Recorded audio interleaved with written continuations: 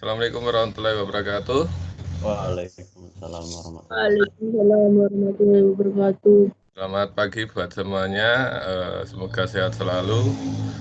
Puji syukur kehadirat Allah Subhanahu wa Ta'ala pada pagi hari ini kita masih diberikan kesehatan, kenikmatan yang luar biasa sehingga kita dapat melaksanakan PJJ di rumah dengan materi pelajaran kita produk kreatif dan kewirausahaan. Salam serta selawat selalu terlimpahkan pada junjungan kita Nabi besar Muhammad Sallallahu Alaihi Wasallam dan keluarganya, para tabi'in dan penerus risalah sampai hari kiamat nanti. Dan semoga kita di yaumul akhir mendapat syafaat dari beliau. Allahumma amin. Mari kita buka KPM kali ini dengan bacaan basmalah. Bismillahirrahmanirrahim. Semoga apa yang kita lakukan menjadi ladang amal ibadah baik gurunya maupun muridnya. Langsung aja Mas Dwindra, materi berikutnya dipersilakan. Oh, iya. Terima kasih Pak Teguh atas waktu dan tempatnya. Selamat pagi semuanya. Assalamualaikum warahmatullahi wabarakatuh. Waalaikumsalam warahmatullahi wabarakatuh. Bagaimana kabarnya? Semoga sehat walafiat dan serta dalam lindungan Tuhan Yang Maha Kuasa ya. Amin ya rabbal alamin. Langsung saja pada pagi hari ini saya akan memberikan materi yaitu metode perakitan produk barang dan jasa yang dimana kita sudah masuk dalam kompetensi dasar 3.13 yaitu menerapkan metode perakitan produk barang atau jasa. Langsung saja saya mulai. Ya, kita mulai dari pengertiannya dahulu. Apa sih perakitan produk barang dan jasa atau proses perakitan? Proses perakitan adalah suatu proses penyusunan dan penyatuan beberapa bagian komponen menjadi suatu alat atau mesin yang mempunyai fungsi tertentu. Sebelum saya lanjutkan,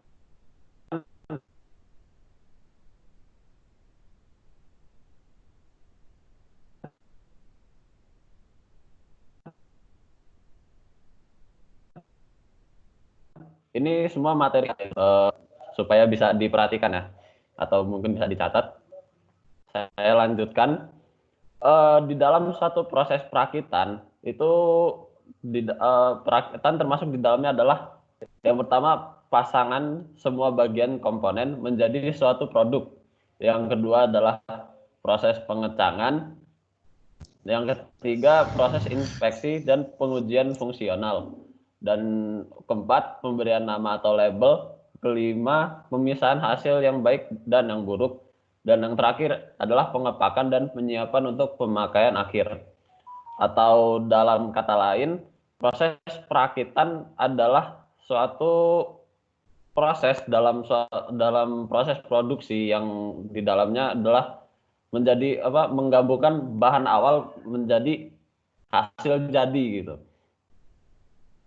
Yang dimana di dalam suatu proses perakitan itu terjadi banyak sekali proses-proses lainnya yang mungkin bisa berurutan atau tidak berurutan. Selanjutnya akan saya bahas di jenis perakitan.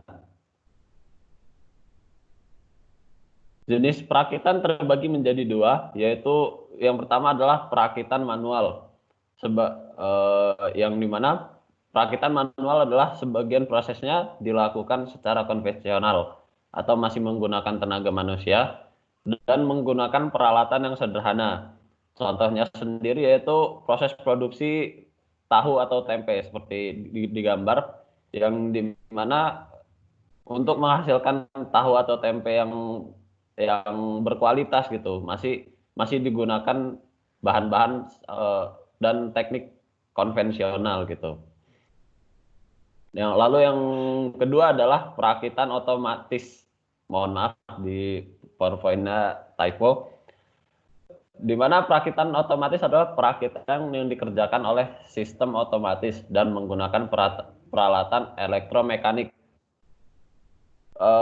Contoh dari perakitan otomatis ini banyak sekali, yaitu semua perakitan yang dilakukan di dalam pabrik itu, baik itu dari tekstil, perakitan alat-alat elektronik maupun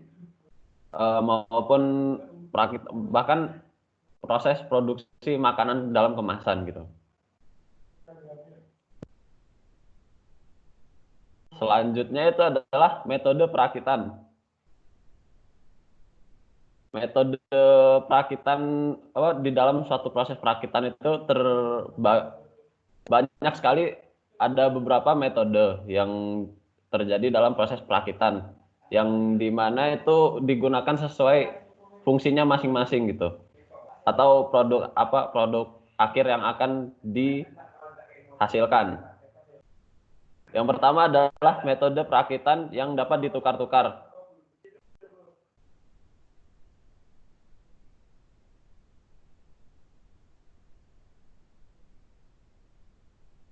Mohon maaf, ada kendala teknis tadi. Saya lanjutkan. Yang pertama adalah metode perakitan yang dapat ditukar-tukar. Ini maksudnya adalah bagian-bagian yang dirakit dapat ditukar satu sama lain karena semua bagian tersebut sudah dibuat oleh suatu pabrik secara massal dan sudah ada standar yang harus memenuhi dalam suatu proses perakitan tersebut. Bisa diberi contoh yaitu produksi alat elektronik. Lalu yang kedua ada metode perakitan dengan pemilihan. Maksudnya di sini adalah komponen yang dihasilkan dengan produksi massal yang pengukurannya tersendiri dan ada pengukurannya tersendiri dan menurut batasan-batasan ukuran. Atau yang maksudnya di sini batasan ukuran adalah takaran.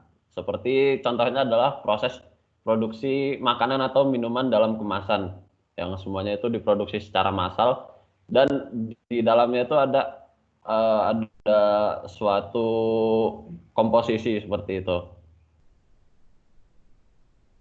Dan yang terakhir adalah metode perakitan secara individual yang dalam pengerjaannya tidak dapat dipisahkan pasangan satu dengan lainnya. Atau bisa disebutkan juga adalah proses perakitannya itu harus berurutan, harus dibuat secara satu persatu. Kalau tidak ada proses sebelumnya tidak bisa menjadi. Yang contohnya adalah seperti masakan di restoran gitu, yang dimana harus dibuat prosesnya satu persatu itu, tidak bisa langsung berbarengan lalu dicampur gitu. Yang makanya dan yang akan saya jelaskan yang terakhir adalah faktor yang mempengaruhi kegiatan perakitan. Faktor-faktor yang mempengaruhi itu ada beberapa, yaitu yang pertama jenis bahan, kekuatan yang dibutuhkan, pemilihan metode yang penyambungan, penggunaan alat, toleransi, bentuk dan tampilan, ergonomis, dan finishing. Jenis bahan. Pada setiap jenis bahan terdapat sifat-sifat khusus dari bahan lainnya sehingga sewaktu dilakukan perakitan pada jenis bahan terlebih dahulu harus diketahui sifat-sifatnya. Hal ini dikarenakan sifat-sifat bahan ini sangat berpengaruh terhadap metode pemilihan penyambungan atau perakitan. Lalu kedua yaitu kekuatan yang dibutuhkan.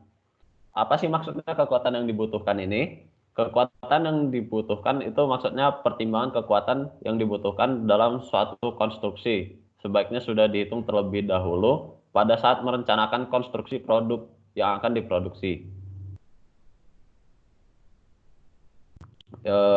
Balik lagi itu penghitungannya itu harus disesuaikan dengan hasil akhir yang diinginkan gitu.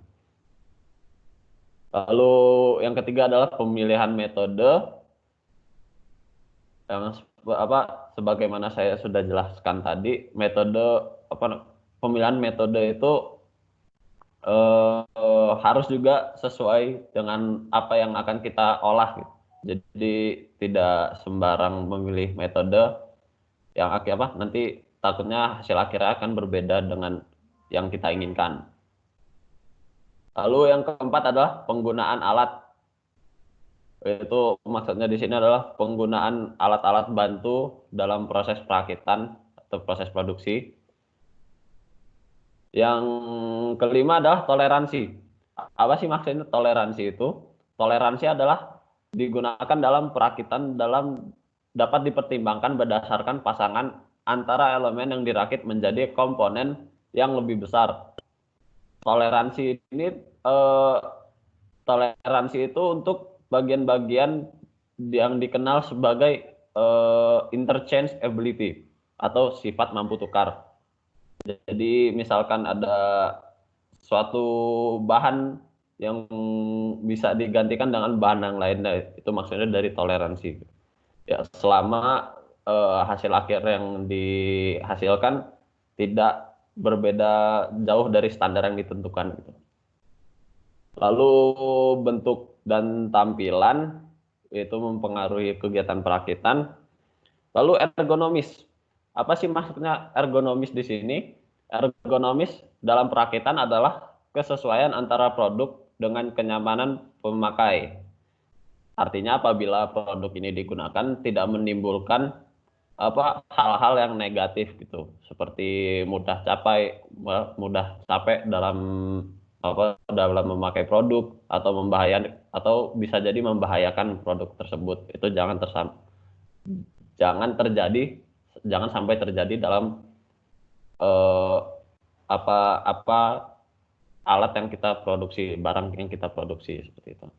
Lalu yang terakhir adalah finishing atau pengerjaan akhir yang merupakan proses yang sangat penting dalam perakitan. Yang dimana finishing ini adalah seperti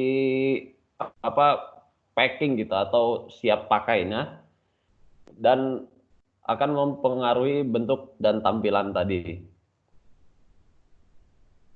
Mungkin itu saja materi yang akan saya sampaikan.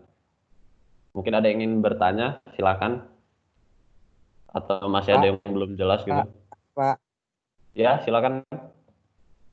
Faktor yang menghambat perakitan itu apa, Pak? Faktor yang menghambat perakitan itu bisa jadi banyak ya. Seperti ada kegagalan dari alat-alat proses perakitan atau proses perakitan itu sendiri tidak sesuai perencanaan, itu bisa menghambat suatu proses perakitan itu sendiri. Seperti itu. Sudah dimengerti? Siap, terima kasih. Mungkin yang lain ada yang ingin bertanya, mungkin silakan.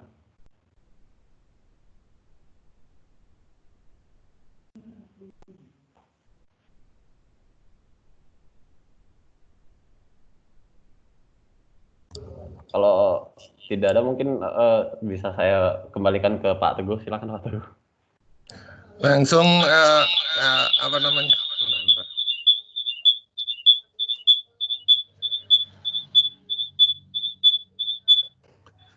langsung aja Mas,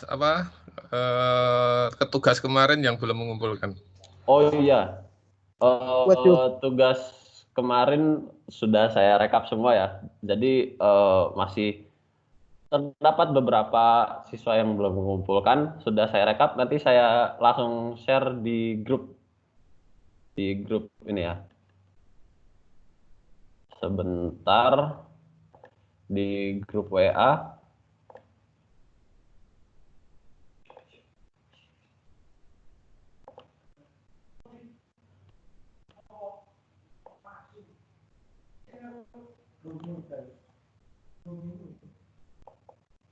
Sekalian sambil nunggu, ini tadi saya mencoba mengaktifkan kuota yang 10 atau berapa giga itu ya, yang harganya hanya Rp10 itu tadi saya bisa.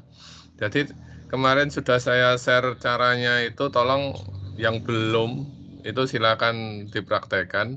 Tapi memang harus ada paket data yang ada paket data utama. Terus untuk yang kemarin diminta nomor untuk nanti kalian dapat paket data sebesar 35 giga per bulan itu selama 4 bulan.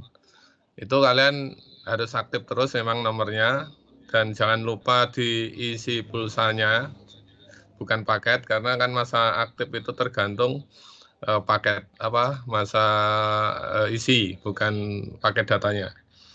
Gitu. Mohon maaf Pak Teguh, saya potong. Itu sudah saya share yang belum mengumpulkan tugasnya. Mungkin yang belum mengumpulkan tugasnya bisa segera aja ya, soalnya kan bab 1 ini sebenarnya hanya tahap tujuan dan masalah yang ingin dicapai gitu. Seharusnya gampang, dan supaya tugasnya bisa dilanjutkan ke bab 2 gitu.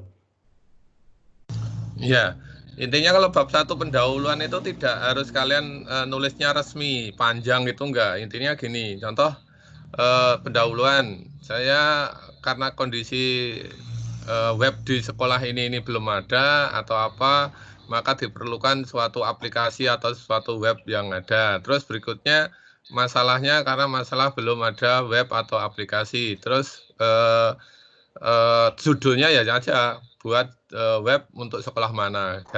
Jadi nanti tidak usah kalian buat tulisan itu panjang itu enggak. Itu tulisan panjang itu buat laporan saja.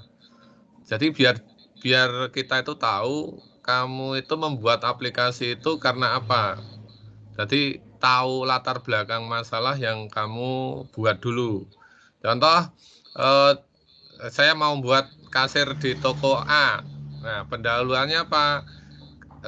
Karena zaman modern sekarang ini dibutuhkan akses cepat, baik itu akses apa gini sama akses keuangan. Salah satu akses keuangan adalah membuat kasir, program kasir gitu. Terus berikutnya baru permasalahannya kamu timbulkan, kamu buat judul, membuat kasir berbasis web untuk toko apa gitu. Jadi nggak usah panjang-panjang, nggak usah bingung-bingung, langsung aja eksekusi aja yang utama seperti itu. Karena nanti bab 2, bab 3 itu kan eksekusinya program. Nah, bab 2 itu nanti teori singkat kalian, kamu menggunakan ini, teorinya seperti ini. Contoh, kamu menggunakan NetBeans, otomatis kamu materi NetBeans sedikit, aplikasi yang digunakan apa sedikit gitu. Terus bab 3 nanti kamu eksekusi programnya, bab 4 uji coba program. Gitu, jadi nggak usah panjang-panjang.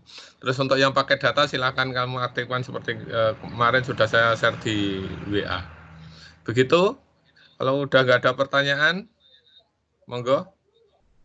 Mas Dwindra masih ada? Mungkin cukup Pak. Mungkin selanjutnya akan ada penugasan lain ya Jadi untuk penugasan yang pertama ini segera saja, yang belum mengumpulkan silakan dikumpulkan. Masih saya buka portalnya. Oh ya, terima kasih. Mari kita tutup PJJ kali ini dengan bacaan alhamdulillah. Alhamdulillahirrahmanirrahim. Terima kasih. Kurang lebihnya mohon maaf. Silakan kalian absen Excel-nya, online-nya, terus dieksekusi apa yang ada di WAG-nya, WhatsApp grupnya. Terima kasih. Kurang lebihnya mohon maaf. Assalamualaikum warahmatullahi wabarakatuh. Waalaikumsalam.